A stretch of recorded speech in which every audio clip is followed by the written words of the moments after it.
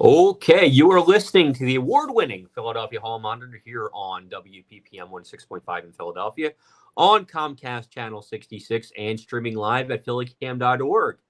You can find us on Twitter at Hall Monitor WPPM, on our website www.hallmonitor.org, or on Facebook at PHM WPPM. Tonight on the program, we'll be joined by Vanessa Maria Graber to help us discuss the mayor's 100-day public safety plan. Marco Serino will help us preview the 2024 primary election. And consumer reporter Lance Haver will discuss what I can only describe as a very odd situation developing in Somerton. But before we get to that, Denise, how are you tonight? I'm good. How are you? I'm fine. You and I have spent the entire week so far in budget hearings. Mm-hmm. Any major takeaways?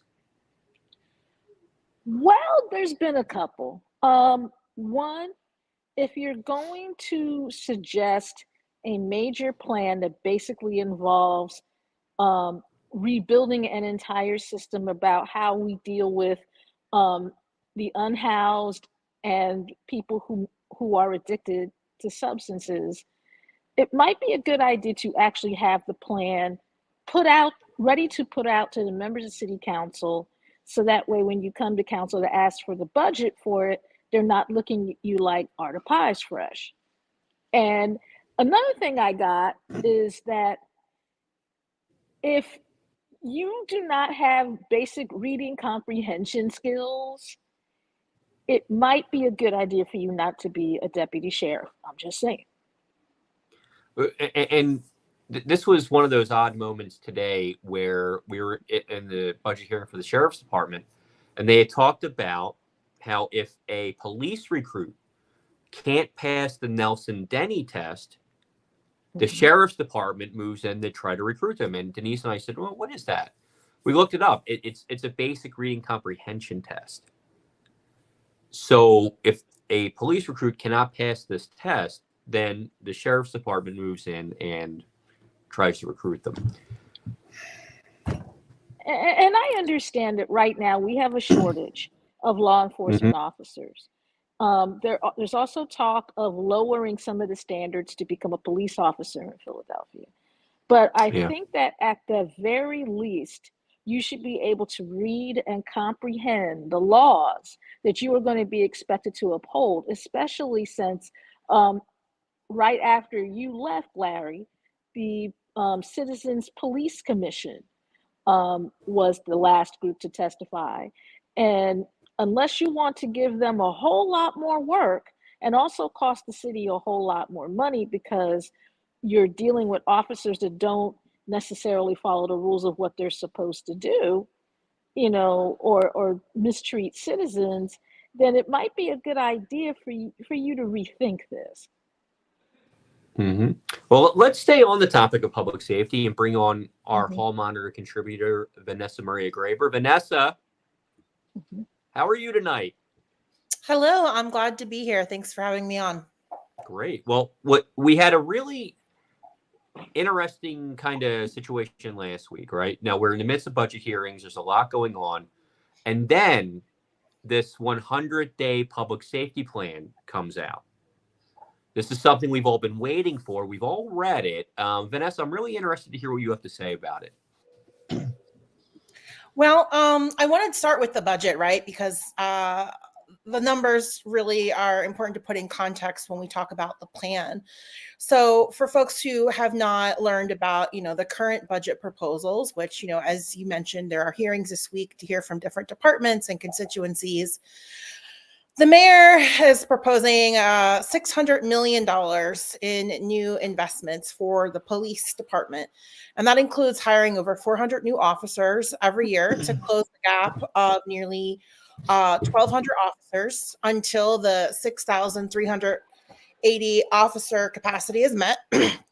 That includes more than 100 community policing officers, 150 new radio patrol cars, 75 new unmarked cars, and a $45 million capital investment in a new forensics lab. There's also a proposed $33 million in new public safety funding. And one of the goals is to reduce violence at all levels, but in particular in the 10 most violent police districts, which make up nearly 80% of the city's shootings. Now, it's important to note that the homicide rate is down this year by about 30%. That obviously can change as we go into the summer months. But right now, there's been a decrease in crime. One of the other big announcements last week at both in today's press conference and at the 100-day event at the elementary school was an announcement of a settlement with ghost gun manufacturer Polymer 80 to stop selling all products online and in stores for 4 years and pay the city a settlement of $1.3 million. So that's a pretty big deal. As we know, ghost guns are a major problem, but they're not the only guns that are involved in shootings and other crimes. So for folks who are not aware, the new police commissioner, his name is Kevin Bethel. He has a long background in law enforcement. More recently, he was working for the school district, and he is the primary author of this plan, along with the executive leadership of the Philadelphia Police Department. They published a 53-page report, which was dropped last Thursday on the day of the press conference. And Denise and I were on the live stream watching the press conference and discussing the details of this report. During that press conference, Commissioner Bethel gave an overview of what their plans are for the city of Philadelphia. Some of the things that are talked about in the report that he mentioned at the press conference were these ideas that are really driving their strategy. The first one is smart policing, and that encompasses all things data. They really want to use data to come up with their strategies and their approaches on crime. And in order to do that, they're using software or a program called PhillyStat 360. This will evaluate crimes, that'll collaborate with community partners and city agencies, and it will drive tactics on what they call data-driven accountability. It will primarily focus on accountability and responsibility, and they'll use this data to continue Operation Pinpoint, which is targeting the areas of the city that have the most crime. It's important to note that PhillyStat 360 is adopted from CompStat 360. If that sounds familiar, that's because there's a lot of controversy with the use of this software in the NYPD.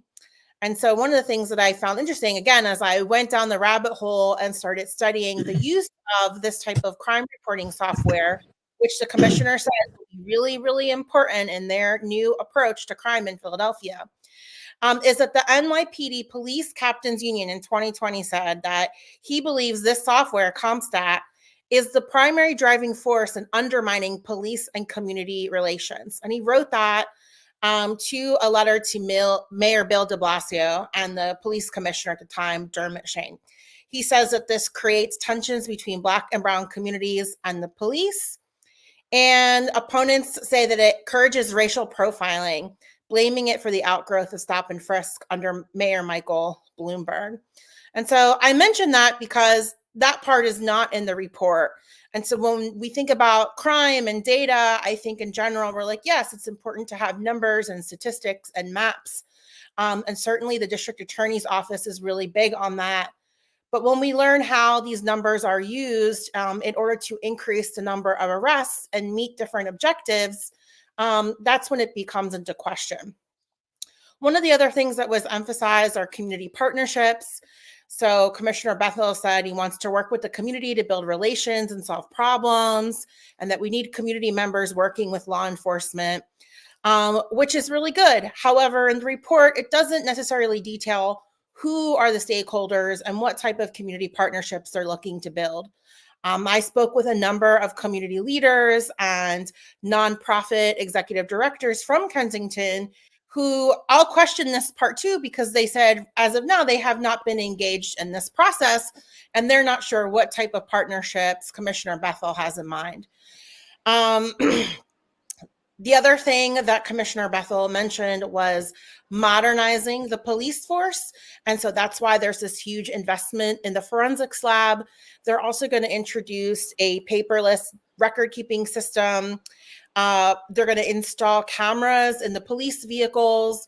And the thing that was met with a lot of applause in that press conference last week was body cameras are now going to have sensors so that when officers pull their guns or tasers, their cameras will automatically go off.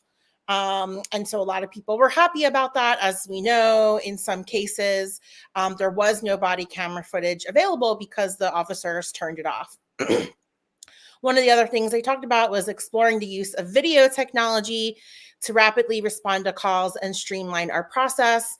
And so in the report, it details, again, investing in more surveillance video systems across the city. The main thing was prevention, intervention, and enforcement. So Or pie. right, the triangle. And so again, that sounds great, but there's not a whole lot of detail in this report about that. There's some really nice graphics. What I can garner from both the press conference and the report is that they intend to engage in proactive policing and training. This includes proactive stops based on reasonable suspicion, so also known as stop and frisk, regular foot beats, voluntary and intentional engagement with the community, business security checks, SEPTA security checks, and park and walks, where officers will park their patrol cars and walk among the community to build relationships. There's a lot of emphasis on more foot patrols and this idea of community policing, which is a bit debatable on who you ask, but having police engage community members more while they're embedded in these communities.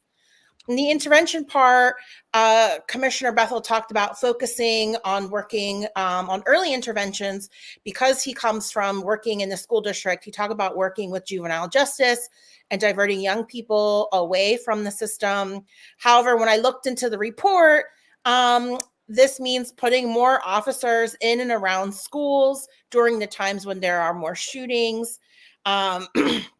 Also, PPD is planning to step up its efforts in monitoring social media usage of youth. They also plan to install more license plate readers and video surveillance cameras. And then they're planning to invest $600,000 in gun violence intervention programs to help young people traumatized by gun violence. And I think we talked about this before in the show, that there's been a lot of controversy, audits, and investigation on the usage of monies dedicated for gun violence prevention from city funds. Yeah. And lastly, enforcement. So they have all of these goals and objectives to reduce the number of homicides, stolen autos, and bringing crime to historic levels from previous years. And it also mentions enforcement of illegal ATVs and dirt bikes. So that's the overall plan. They got into more specifics around what they're calling the Kensington Community Revival, which they say is a multi-phase approach. And it has 5 phases. It's also called this weed and seed plan. So first they said they're going to give warnings to those suffering from addiction who are on the streets in Kensington, then move into an empathetic enforcement strategy led by Deputy Commissioner Pedro Rosario. Then they're going to secure the neighborhood, and there's a lot of details of how they plan to do that, by putting up barricades and by basically occupying the neighborhood. Then they're going to work with community partners to transition the neighborhood back to the community. And lastly, sustainability, right? The commissioner said that he was going to stay with the community for the long haul. Lastly, the plan talks about building a stronger police department.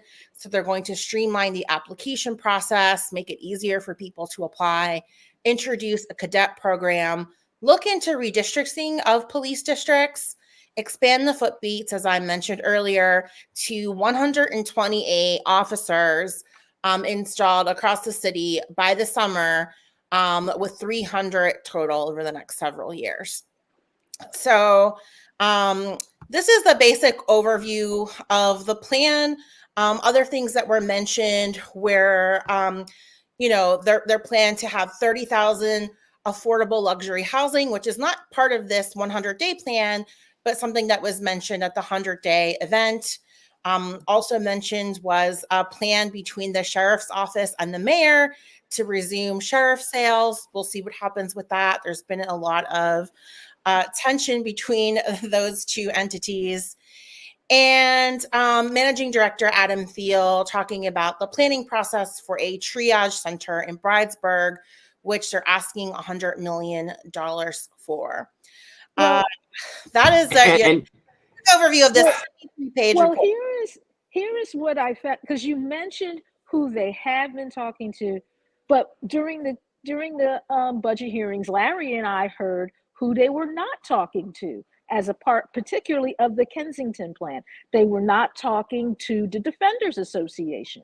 In fact, the lead defender of the Defenders Association told counsel that the only reason why the Defenders Association was involved in any of the meetings regarding Kensington was because Larry Krasner brought them in.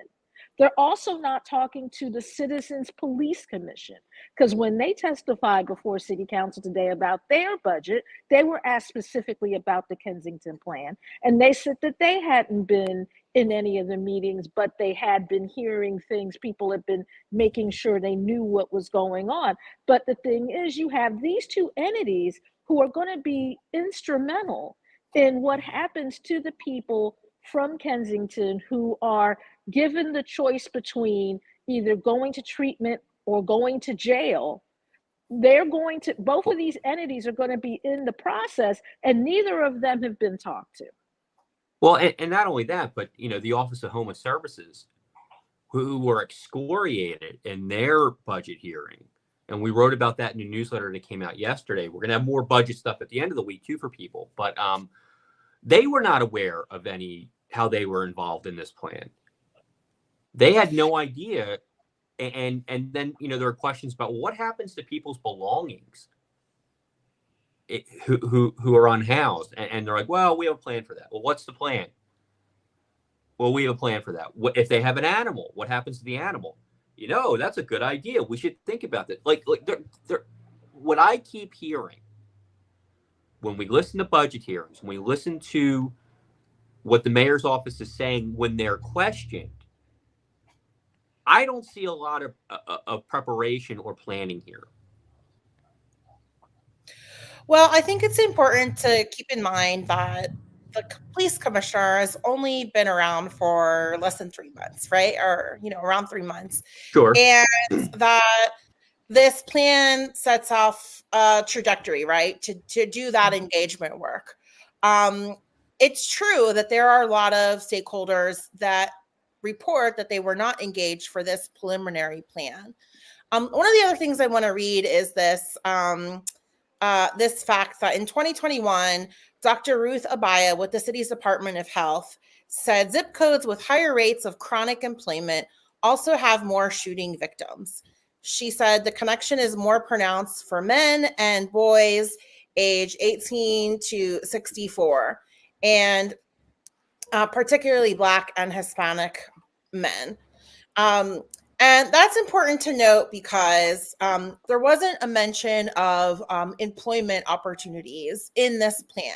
Now, during the 100-day event, of course, they talked about providing affordable luxury housing to 30,000 units. And they talked about expanding jobs. But a lot of the people that I talked to from the community that had concerns about the plan talked about the lack of affordable housing for people in those areas, and also the lack of jobs for youth and young people. And so those are the things that have been determined as being really important in reducing crime or preventing crime. One of the other things that is missing is, how to reduce recidivism. And so I didn't see any mention of working with people in reentry programs or working with the Office of Probation or Parole in order to make sure that people returning home from the prisons aren't reoffending. And lastly, from some of the people that I know who work in harm reduction, there is a lot of concern about the defunding of the needle exchange program, especially given that the rate of HIV increased last year, and just the overall, what they are calling a very hostile attitude towards people doing harm reduction work in Kensington. And so it remains to be seen what the plans are to engage those communities and put them into a larger or more long-term 5-year strategic plan, which the police department says that they are working on. But right now, we are just operating with what's in that 53-page report, and there is a lot of factual information missing from what they've detailed. Wow. Now, in terms of, because when you sit in on the council meetings and you particularly hear like Council Member Ketsi Lozada talking about Kensington and what's needed there, a lot of the more punitive stuff that you're hearing from her, she's saying is coming directly from the community. Are you hearing the same thing, or are you both talking to two different sets of people? Obviously, I have done a lot of work in Kensington, both as a community organizer and doing media, and I lived in Port Richmond, and there is absolutely a large contingency of homeowners, business owners, and people that are part of organizations like the Harrogate Civic Association that are absolutely calling for more law enforcement, more enforcement of crime, and a heavy-handed law enforcement-driven approach. It's undeniable that there are people that want the police to come in, enforce the laws, and arrest the people that are breaking the laws. There are also a lot of residents and homeowners and people engaged in harm reduction that believe in a more holistic approach that's more compassionate. And they're really concerned that there's not a long-term plan for providing mental health, substance abuse treatment services, and housing for the people that are going to be inevitably arrested and removed from Kensington. There is plans for $100 million triage center that they're going to place in the community of Bridesburg. I have not heard of any meetings engaging the residents of Bridesburg. I have some friends that live there. They have not heard about the potential location for where that is. And in an interview that I saw with Kendra Brooks, a city council member from the Berkeley Families Party, she also said that she had not received the details of that triage center. And so I think, again, it is true that there are multiple factions and perspectives about how to approach crime and drug addiction in Philadelphia. One of the other things that's missing from the report that I've heard consistently from residents of Kensington is what to deal with the drug cartels, the people that are embedded in those communities, smuggling, bringing drugs in, and selling them openly on the corners. A lot of the report that focused on Kensington highlighted what they're going to do with drug users. There was some mention of doing undercover investigations and working with narcotics teams, but again, limited on details on how they were going to prevent the drugs, the opioids, and the fentanyl coming into the city of Philadelphia. That part is unclear.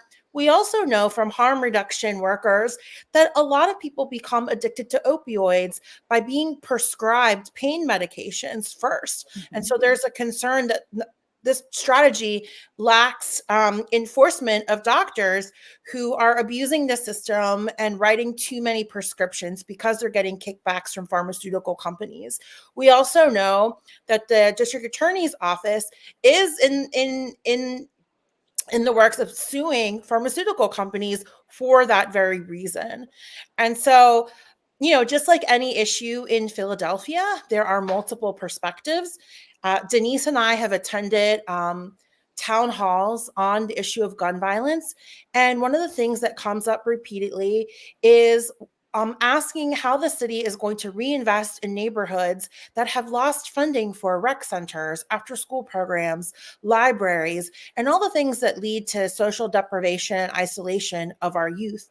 They also talked about wanting media literacy because a lot of the problems with youth originate on social media. And so instead of surveilling youth, they want youth to be able to have more conflict resolution skills and media literacy skills in order to reduce the likelihood that they would engage in violence. None of these things were presented in those plans, but definitely we've heard them from community members from not just in Kensington, but from other parts of the city like North Philadelphia and Southwest Philadelphia residents.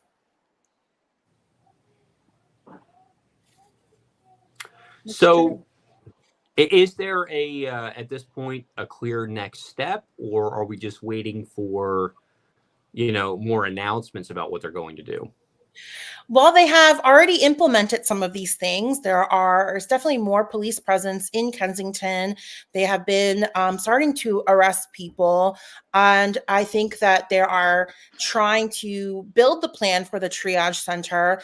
There is a new public safety director and community engagement that they plan on doing. And so, again, we'll have to wait and see. This is a new administration. I don't know what they can realistically accomplish in 3 months. This is a long-term problem, right? It's going to take many years to solve, and a huge investment, not just in law enforcement, but in all the other things that I mentioned that contribute to the problem of crime and violence in the city. All right. Well, Vanessa, thank you for joining us and discussing it with us. You're going to stay with us for the second half of the show when we start talking about the primary, but thank you so much for that report. So we'll see you in a couple minutes. But now we'd like to bring on consumer reporter Lance Haver to discuss, Lance, the story that you've been covering here, that we had in the newsletter yesterday. It boggles my mind this is even happening. Can you fill us in a little bit? Up in the Northeast Philadelphia, there's a neighborhood. There was the old Byberry Hospital. That hospital was a mental hospital. It was atrocious. It was horrible. It was dismantled. The Western developers got the land and built over 55 development. And part of that agreement was they had an open land easement on 17 acres. So the neighborhood would not get overbuilt, so that the neighbors would have some parkland, some place to walk their dogs, have picnics. But Western, like a lot of developers, didn't like the idea of paying taxes on land they couldn't build on. So they stopped paying their taxes, and the city, for whatever reason, never foreclosed on it. And Western, rather than giving the land to their own development, their development has its own organization, rather than giving the land to the Benjamin Rush Park, which is right up there, or giving the land to the civic group, decided to give it to the Pennsylvania Game Commission. But they did it in private. Nobody knew about it. The only conversation that anyone knew about was when the Game Commission announced at one of their meetings that they were going to legalize bow hunting on these 17 acres in Somerton.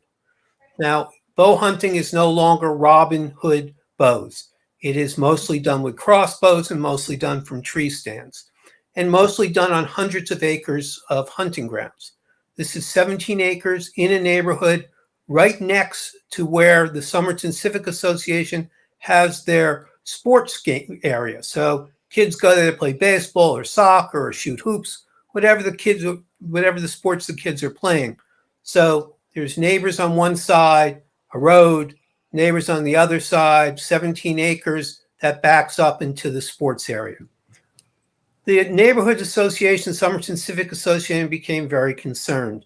They thought that this could be a risk to their children. And I think we all know that there are children who sometimes go into a wooded area to escape their parents. And while they may not be reading Shakespeare, they may not be reading physics, they're probably there having a good time doing things that they don't want their parents to know they're doing. So their kids are in this land that backs up onto the sports area. Their neighbors are surrounding it. People have put picnic tables in it. They walk their dogs in it. They use it for all types of outdoor activities.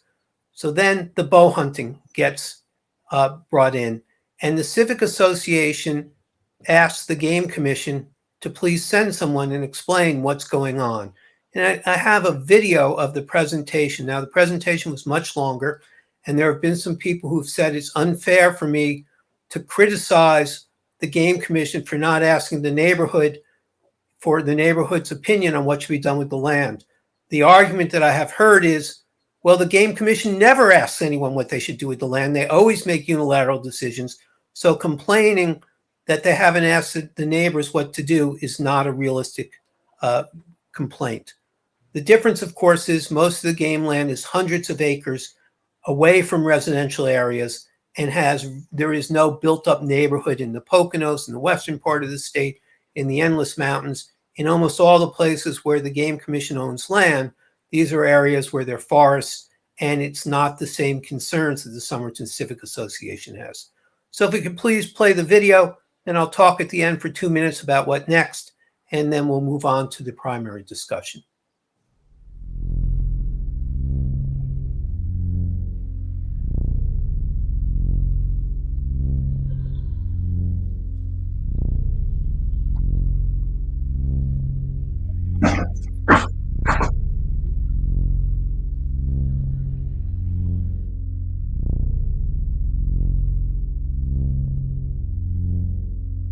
So I have a direct question.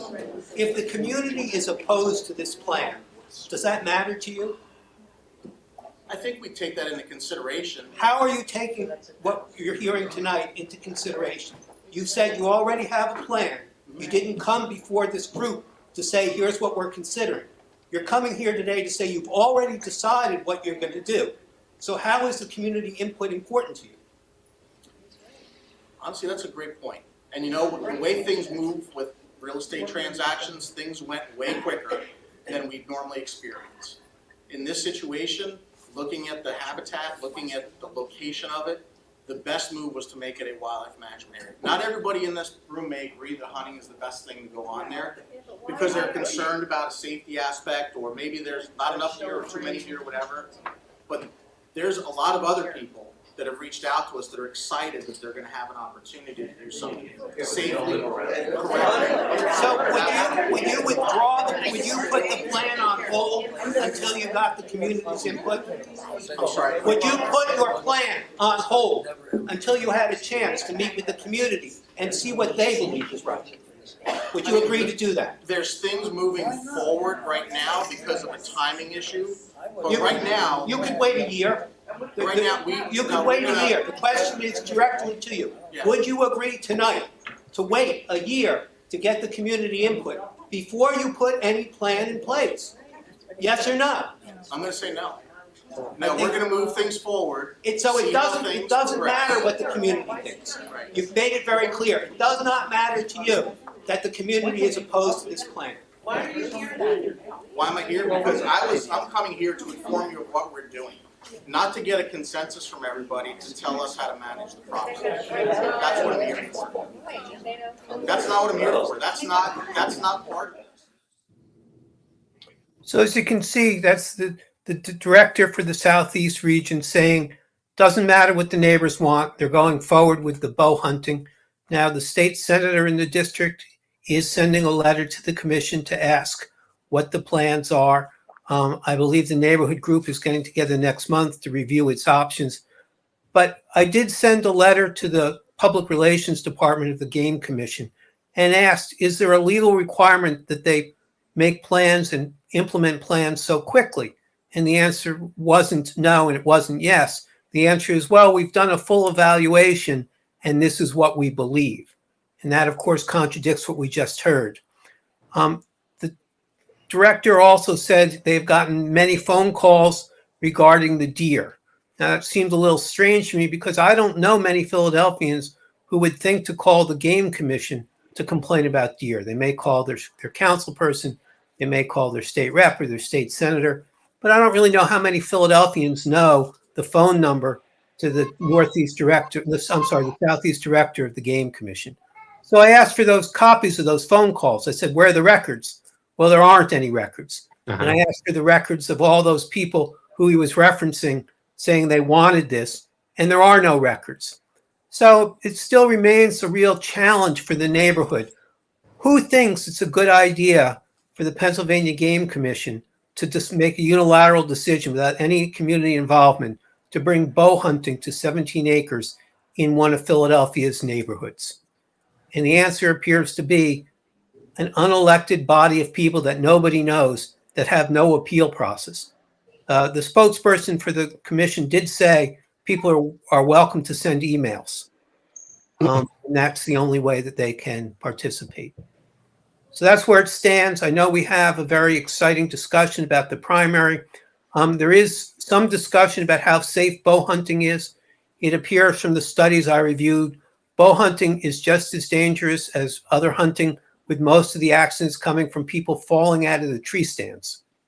Right, that seems to be the major way people get hurt hunting. But the real difference is 17 acres is, I know for us in the city of Philadelphia, who didn't grow up in the country like I did, 17 acres seems like a lot of land. But most of the Game Commission land is hundreds of acres. The Game Commission controls over 3 million acres of land in Pennsylvania. 17 acres is relatively nothing. And without making it difficult for our viewers, one of the things that deer hunters do to preserve the meat is it's called field dressing. And that's a polite way of saying that they gut the deer in the open and leave the entrails on the ground to complete the cycle of life, which means that the vermin come in and feast on the entrails and use that as a food. Now, again, in 500 acres where there are animals that are dying, this is not an issue. But on 17 acres in a community, when the rats and the other vermin come in to feast on the entrails, there's not enough other animals in that 17 acres to feed the vermin. So unless the vermin will voluntarily die, which they will not do, they're going to seek other food in the garbage pails and in the areas surrounding the 17 acres. I hope to have more in the next couple of weeks on this issue. So I said, not everyone agrees with what I'm saying. I think it's very clear. They said they didn't have time to talk to the neighbors, but of course they had time. They just chose not to. Well, and just the dismissive attitude about we don't care what you think. We're not changing it. This is what we're doing without talking to you. That's stunning to me. Right. There may be some reason to bring bow hunting into that area. I personally can't see any. There's plenty of other places to go hunting in the state of Pennsylvania. But even if there's a reason to do it, you would think that the community could be persuaded of it, and there would be some discussion before it being unilaterally decided. You're going to wake up some morning and see some hunter gutting a deer in front of your house. But to tell you how big a comic book geek I am, when I saw the picture of the bow, in the story you did in the newsletter, Lance, I thought of the television show Arrow. and I'm looking at this and I'm like, you have failed this city, you know. Right.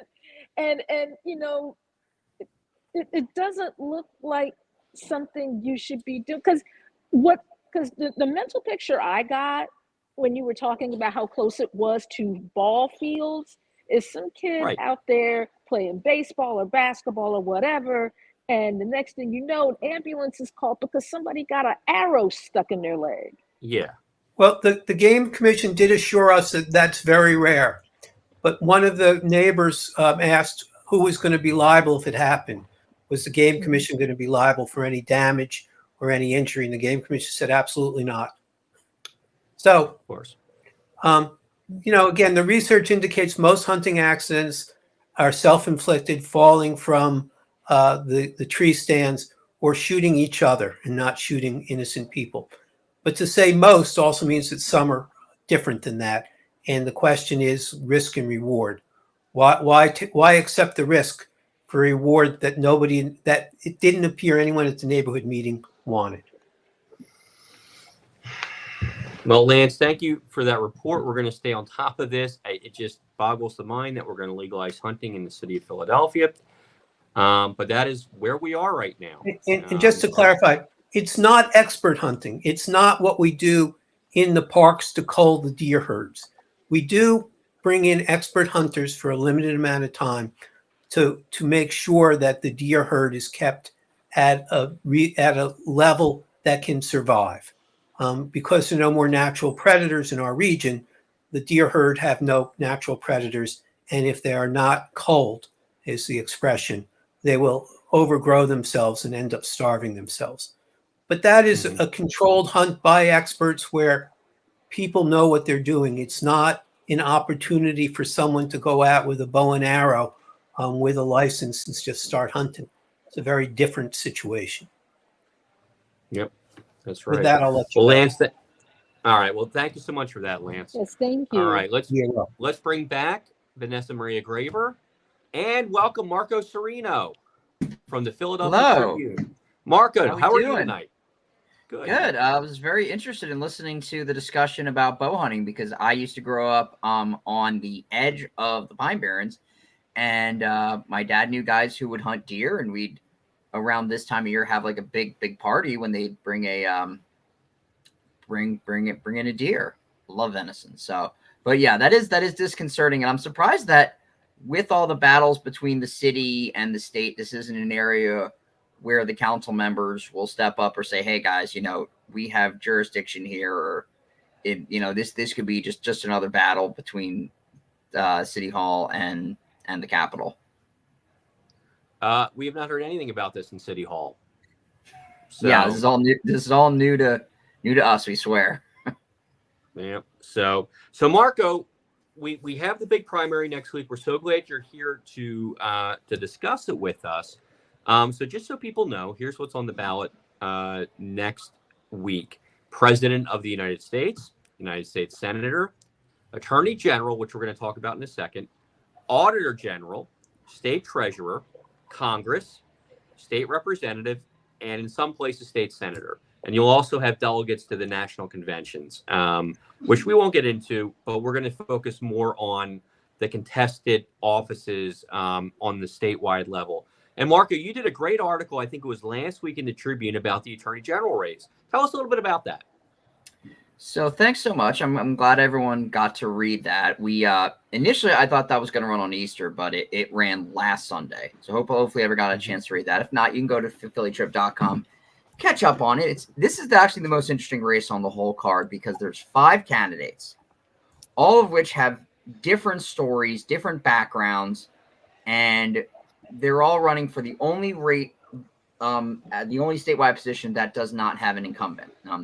Michelle Henry, who is a very, very good lawyer, very good, in this position, does not want to run for a term for probably some personal reasons. We haven't had a chance to sit down and talk to her about it, and we will certainly welcome the opportunity. She's been handling a lot of things, been handling the Act 40 case, so she's not looking to take a full term in the position. All 5 of the candidates do have connections to the Philadelphia area. I think all of them have at one point lived in the city or have family that lived in the city. D. Pasquale talked about wanting to still pitch for the Phillies. Stolzheimer's dad was a bus driver. Joe Kahn grew up in the city. His brother Stolz represents it. Jared Solomon represents Center City, and Pierre Bradford Gray lives in the city as well. And she's been a long time public defender and worked in the public defender's office as well. So what are some of the key differences that separate these candidates? There aren't many. Most of them have pretty down the road, everyone agrees on a lot of topics. I covered earlier today, I covered the debate on KYW. I'd say they agree on at least 70% of the topics. The only real differences come with certain perspectives to things. Jack Stolzheimer's the sitting DA in Delaware County. He does not get along very well with Larry Krasner. So he has more of a traditional law and order approach, but he's tailored it in his work in Chester, especially to, include a mix of local programming and also community involvement. It isn't just, straight up law and order. We're going to jail everyone into the thing. Here, Bradford Gray comes at it from a public defender's perspective. So she's more along the lines of knowing what defendants are doing and thinking and have more of that perspective. But I don't think she's going to come at it from the straight up, well, we're just going to let people do seemingly whatever, as Mr. Krasner does in Philadelphia. Jared Solomon takes more of a legislative approach. He's got a back. He actually has some private law experience. So he's worked on some cases. DePasquale, former auditor general, has obviously experience running a big office. He's also a law professor, so he's probably going to take more of a top-down approach. Joe Kahn, as a solicitor in Bucks County, has worked in prosecutorial offices, but he also works as a solicitor, so he's like the counsel for the county. So he takes a very, a proactive approach to things. Again, you're not really going to find much differences. You're going to find, alteration of the way people handle things. Everyone wants to defend abortion. Everyone wants to go after Republican extremism. Everyone's going to protect, all the rights that the Republicans are coming for. Everyone wants to see guns off the street. Everyone wants the General Assembly to get their act together and pass the red flag laws. It was easy to write those articles because all I had to do was take out what everyone agreed upon, and I was just left with, okay, what's different with you guys? And that makes it fairly short. Also, no one said a word about stop and frisk. So that's a vast difference in this race, because I think they probably look at stop and frisk as more of a local issue versus versus what we saw last year and how much it was discussed within Philadelphia. That's probably more of a county by county issue. I have a question, Marco. Sure. How many, because I've been speaking with some of the candidates myself, and one of the things that one of the candidates told me is that folks need to recognize that the Attorney General is not the 38th DA. Has anyone spoken to that? Has anyone spoken to the fact that what the Attorney General does and what district attorneys on the local level do are two different things? And I ask that because it seems like Harrisburg is a lot more focused on how Philadelphia governs itself than it is anywhere else. And, the Attorney General has kind of been plopped in the middle of that. Well, that's a good question, Denise. What you're discussing is the constant battle between a Republican, a semi-Republican led General Assembly. It's still, the Republicans still control the Senate, which means they're still introducing legislation to either curtail Krasner or preempt laws in Philadelphia. Why do they do that? Probably because the state gives the city a lot of money. They're giving the city, and the city also earns a significant percentage of the state's budget, but we won't talk about I that. would like to see that on No. We need to actually you guys need to sit down and come up with, like, district by district how much money comes in and goes out and stuff. That actually would be a really good topic. If we want to get Klein involved, we'd be happy to work on them. That'd be a nice little summer project. Nonetheless, there's 67 counties in Philadelphia, which means there's 60 in Pennsylvania, which means there's 66 counties that are not Philadelphia County. So the people in those other counties are like, hey, we're doing all this stuff, but we also see a city council where folks make more than we do, and they only meet once a week. They're not traveling as much. The mayor makes more than the governor. The DA makes more than the attorney general. If you put things dollars to cents, and then they're like, but wait, how is the city so broke? We won't get into that. But there is certainly that interest, and the attorney generals recognize the fact that they sort of have to work as a coalition leader. Think of like NATO. And part of that concern, though, is that Larry Krasner left the district attorneys like trade association. They all get together. They probably drink fancy wine and eat steaks and talk about issues, and that's how they lobby. He left when he took office in 2018. That was one of the points that was brought up in the 2022 impeachment hearings or the hearings that happened in South Philadelphia at the Navy Yard. So, the candidates understand that they are more of coalition leaders and, builders, and they're not going to directly involve themselves as much as the General Assembly might like. However, Jack Stolzheimer did say that, if Act 40 is proved constitutional, he is going to appoint someone. And today, so did Eugene De Pasquale. He said, as the case goes through the courts, if it is proven and it survives the scrutiny, that someone is going to be added to this position. The Attorney General's position in this, which was argued last week before the Commonwealth Court, is that they've not been able to find someone who fits the criteria given by the legislation itself that was passed in December.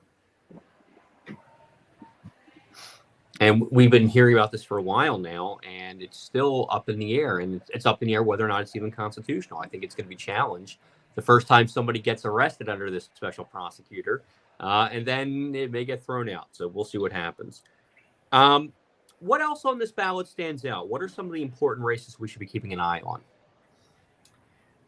For anybody. We haven't had. Oh, sorry. Go ahead, Marco. Oh, no. I was going to say, the other race I've had the chance to preview is the Auditor General's race. Timothy DeFore is the incumbent of the Republicans. So the two Democrats challenging will be Mark Pinsley, who is the controller in Lehigh Valley, who's had a substantial experience in the private sector.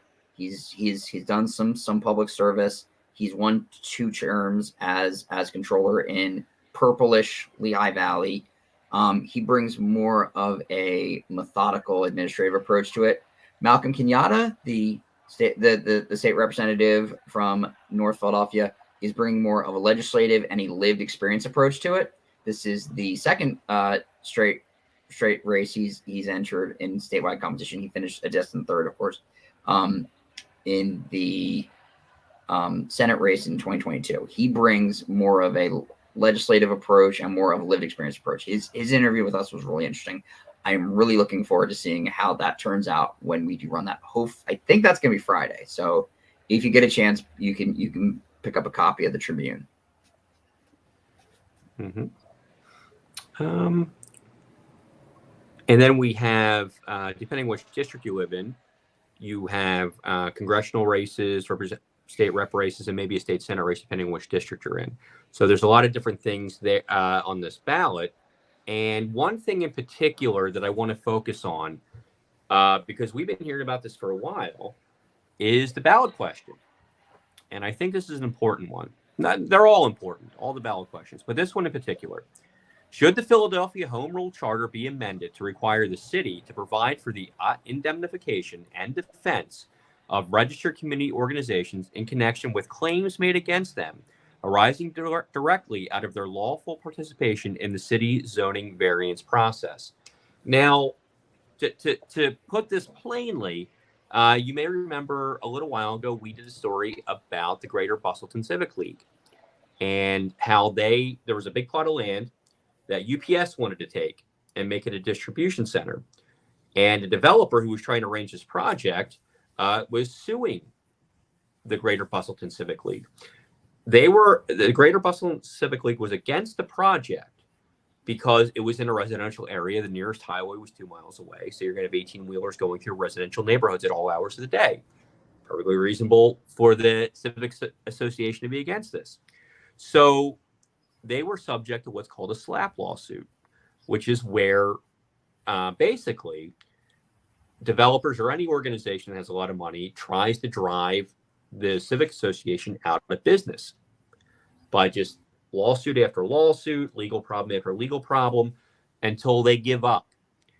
The problem that happened up in Bustleton was that their insurance was set to renew the next month, and their insurance carrier said, "We will not renew you if you're in the middle of litigation."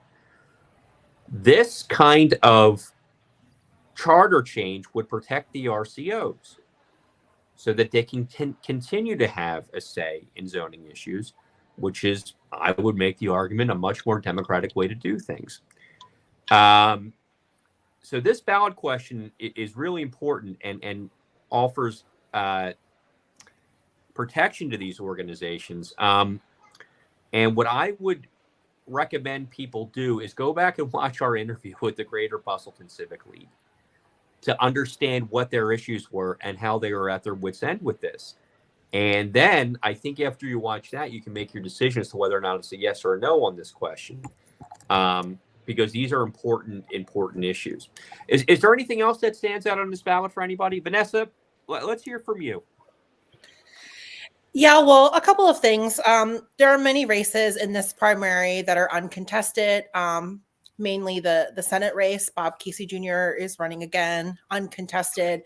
My federal rep, Brendan Boyle, is also running unopposed, and Sharif Street. So many of these races, there is no other candidate. So some folks will find it maybe easy if they're a registered Democrat to just vote for the incumbent.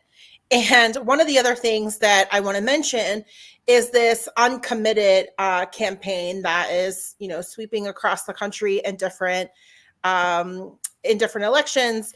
And uncommitted is this campaign by registered Democrats who are frustrated and disappointed with the Biden administration's support for the genocide in Gaza, and they don't want to vote for him in the Democratic primary. So they are writing in uncommitted. Each state has a different strategy depending on what their ballot is. But one thing to note is that Biden won the state of Pennsylvania back in 2020 with 80,555 votes. And in the state of Pennsylvania, there's actually 182,000 and more, because this is from the 2010 census, 2020 census, 182,000 Arab Americans. So we saw this strategy in New York most recently, in states like Michigan that have a huge Arab American population, also in California. So we'll see. I haven't seen a lot of media coverage about it in Pennsylvania, and also in New Jersey. There's also a group of people organizing for uncommitted, people to write in uncommitted in the ballot instead of voting for President Biden.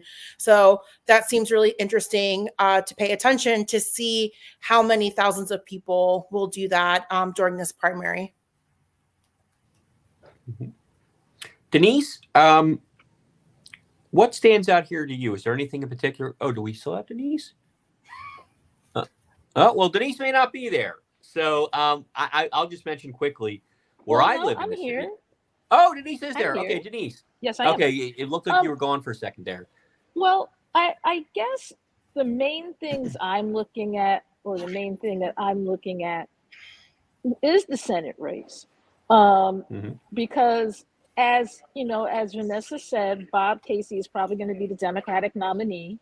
But his Republican challenger is a gentleman named Dean McCormick. If his name sounds familiar to you, he was in a runoff with Mehmet Oz during the last Senate race. And he lost, but barely. And what he's trying to do now is paint Bob Casey as kind of milquetoast and ineffective. In other words, he's trying to say he's boring.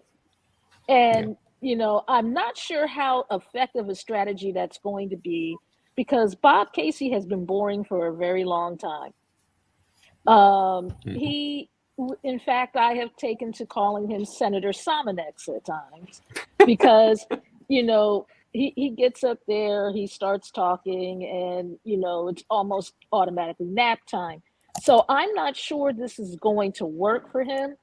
And what we all kind of need to pay attention to, particularly on the national level, as it affects Pennsylvania, is whether or not folks have undergone Trump fatigue.